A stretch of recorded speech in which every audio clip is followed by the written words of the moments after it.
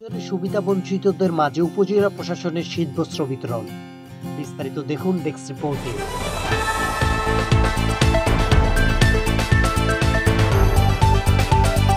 চাঁদপুর জেলার হাইমচর উপজেলা প্রশাসনের ব্যবস্থাপনায় নিম্ন আয়ের সুবিধা বঞ্চিতদের মাঝে শীতবস্ত্র কম্বল বিতরণ করা হয়েছে। উপজেলার বিভিন্ন এতিমখানা এবং শীতার্ত অসহায় ৭০০ মানুষের মাঝে শীতবস্ত্র কম্বল বিতরণ করা হয়।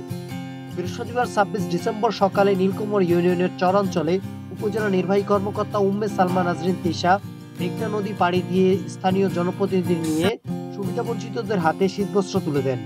সুবিধাবঞ্চিতরা বলেন, উপজেলা নির্বাহী অফিসার সহ প্রশাসনের কর্মকর্তারা এবং জনপ্রতিনিধিরা উপস্থিত হয়ে শীতবস্ত্র কম্বল দিয়ে গিয়েছেন।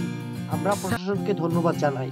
উপজেলা নির্বাহী কর্মকর্তা উম্মে সালমা নাজরিন তিশা বলেন, জেলা প্রশাসক স্যারের দিক নির্দেশনায় বরাদ্দকৃত টাকায় ৫০০ পিস কম্বল ক্রয় করেছি এবং জেলা প্রশাসনের পক্ষ থেকে ২০০ পিস কম্বল পেয়েছি।